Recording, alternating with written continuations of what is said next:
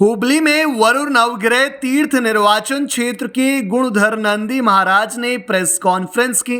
बता दें कि संवाददाता सम्मेलन को संबोधित करते हुए उन्होंने कहा कि सिद्धरामैया और येदियुरप्पा पर लगे आरोप सही नहीं है।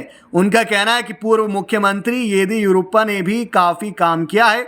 इस दौरान महाराज ने तिरुपति लड्डू में मांस मिलने के मामले पर भी आक्रोश व्यक्त किया और कहा कि इसके लिए आरोपियों को सख्त से सख्त सजा मिलनी चाहिए। उन्होंने कहा कि पवित्र स्थान पर ऐसा करना गलत है और कानून के अनुसार सख्त कार्रवाई की जानी चाहिए। पूरा हार्ट अटैक सहिता इदाव चिಕ್ಕ ಮಕ್ಕಳ ನಿನ್ನೆ ಕೇಳಿ ತುಂಬಾ ದುಃಖ ಆಗಿದೆ। 11 ವಯಸ್ಸಿಗೆ ಇದ್ದಂತ ಹುಡುಗರಿಗೆ ಹಾರ್ಟ್ ಅಟ್ಯಾಕ್ ಆಗ್ತಾ ಇದೆ ಅಂದ್ರೆ ನಮ್ಮ ಇದ್ದಂತ ಆರೋಗ್ಯ ಗುಣಮಟ್ಟ ಕೀಳಾಗ್ತಾ ಇದೆ।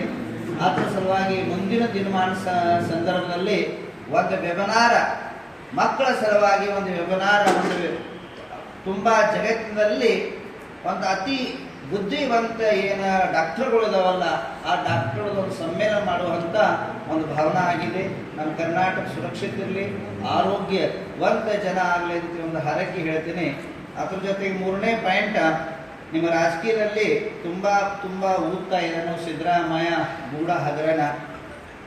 ಮನುಷ್ಯ ಒಳ್ಳೆ ರೀತಿಯಲ್ಲಿ ಪ್ರಾಮಾಣಿಕವಾಗಿ ಕರ್ನಾಟಕದಲ್ಲಿ ದುಡ್ದಾನ, ಆ ಅಂತಿಮ ಸಮಯದಲ್ಲಿ ಈ ರೀತಿಯಲ್ಲಿ ಆರೋಪ ಮಾಡಿ ಪ್ರತ್ಯಾರೋಪ ಮಾಡಿ ಯಾವ ರೀತಿಯಲ್ಲಿ ಯಡಿಯೂರಪ್ಪವನ್ನು ಕಣ್ಣೀರು ಕಪ್ಪಾಗಿ ತಂದು ಇಳಿಸಿರಲ್ಲ, ಹಾಗಾಗಬಾರ್ದು ಕರುಣಾ।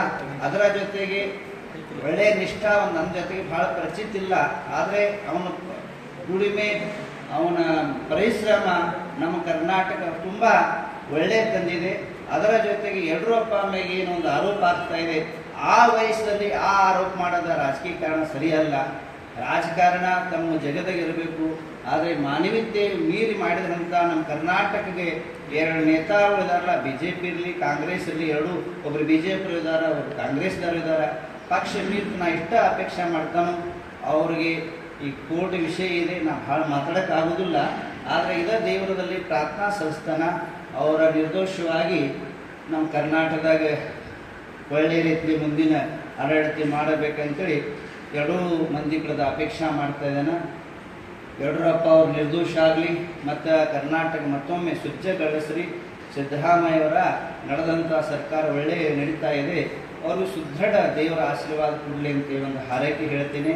ಅವರೆರಡೂರಿಗೆ ನಾವು ದೇವರದಲ್ಲಿ ನವಗ್ರಹ ತೀರ್ಥದಲ್ಲಿ ಇದರಿಂದ ಅವರೆರಡೂ ಮಂದಿಗೆ ಕೋಟದಲ್ಲಿ ಯಶಸ್ವಿ ಸಿಗಲಿ ಅಂತೇಳಿ ದೇವರ ಕಡೆ ಪ್ರಾರ್ಥನಾ ಸಲ್ಲಿಸ್ತೇನೆ। ಅದರ ಜೊತೆಗೆ ಇವತ್ತು ಚುನಾವಣೆ